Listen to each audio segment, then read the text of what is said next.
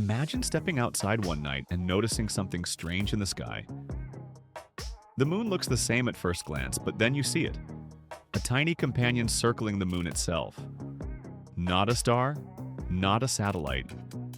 A moon. With its own moon. It sounds like science fiction, but the idea isn't as impossible as it first appears. In fact, it opens the door to some of the strangest and most revealing physics in our solar system.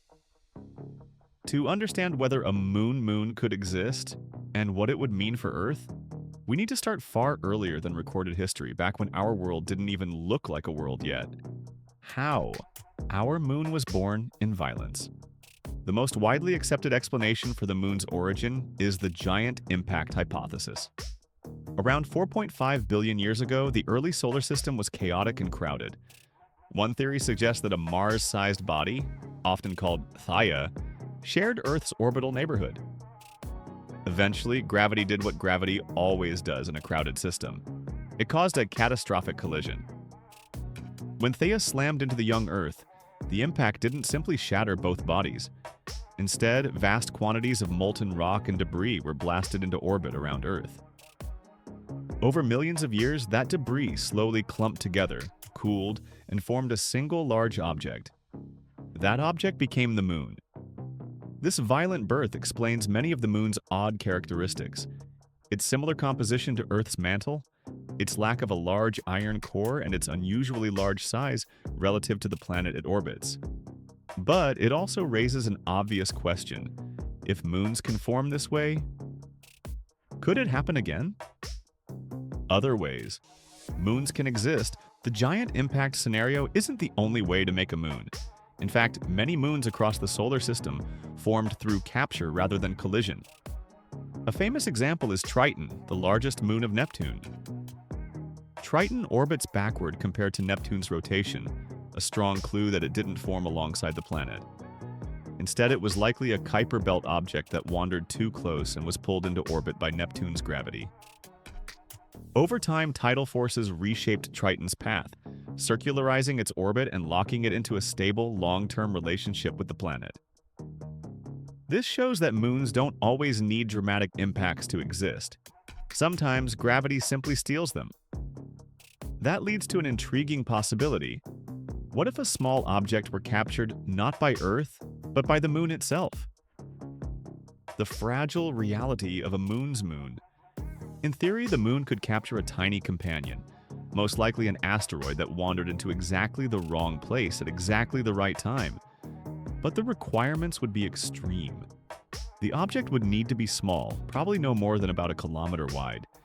Anything larger would disrupt the moon's orbit around Earth, or be torn apart by competing gravitational forces. Even at that size, the orbit would be unstable. Earth's gravity would constantly tug on the moon, while the moon's own gravity tried to hold it close. This cosmic tug-of-war means such an object wouldn't last long. Best case scenario? A few decades. Worst case? A few years. Eventually, the moon would either be flung into space, smashed into the moon's surface, or sent spiraling toward Earth. Would Earth be in danger? Physically, a moon wouldn't immediately affect Earth's tides or climate. It would be far too small, but psychologically and culturally, it would be enormous. Human history is filled with myths inspired by the moon. A second object circling it would ignite a new wave of stories, religions, conspiracy theories, and viral panic. Telescopes worldwide would lock onto it. Scientists would rush to study its orbit, composition, and behavior in real time. Something never observed this close to home before. But there is a darker possibility.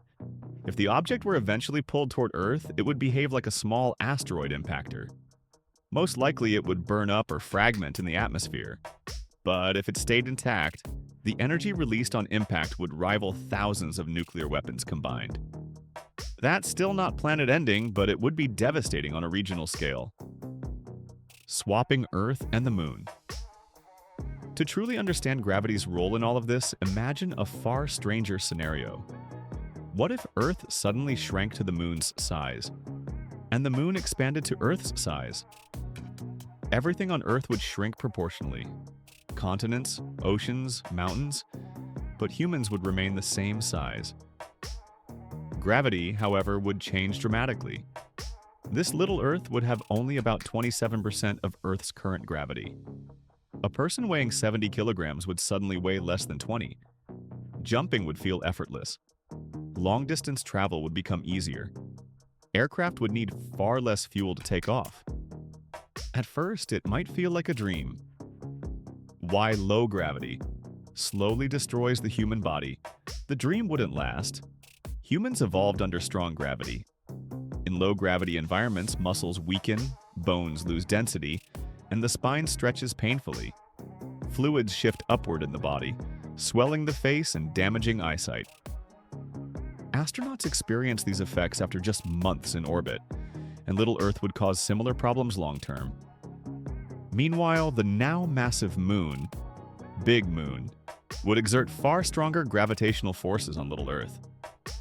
Tides wouldn't gently rise and fall. They would become global tsunamis. Coastal cities would be erased. Earthquakes would rip across continents. Volcanoes would erupt violently as gravitational stress kneaded the planet's molten interior, similar to how Io is tortured by Jupiter. Losing the atmosphere. Losing everything.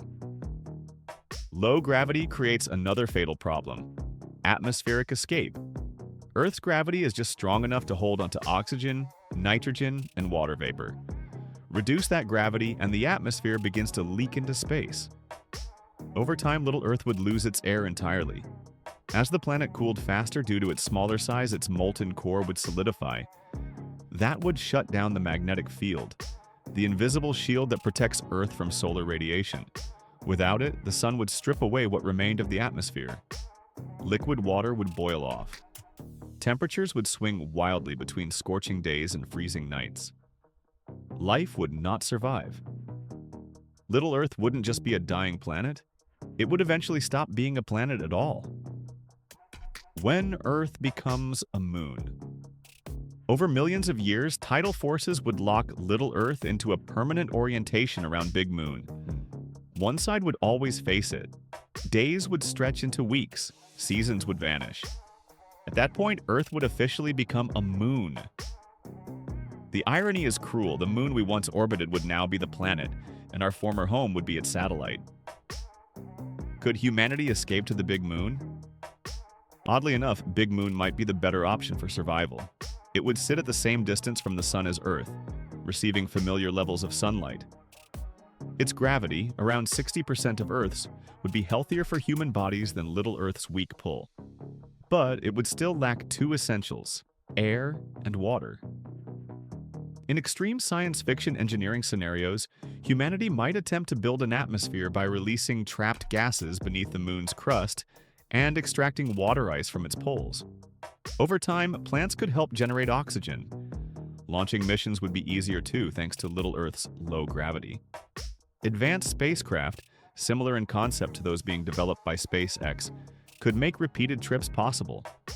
Survival wouldn't be guaranteed, but humanity has endured disasters before. Why these thought experiments matter? A moon with a moon.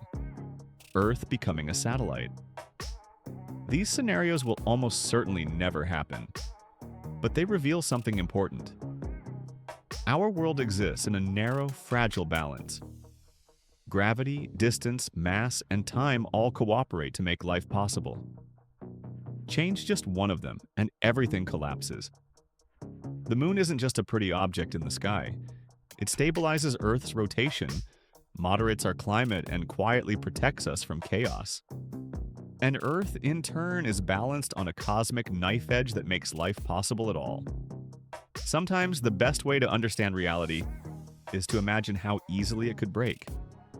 If you want more science videos that bend your mind, challenge what you think you know, and uncover the hidden rules quietly shaping the universe around us. Like and subscribe.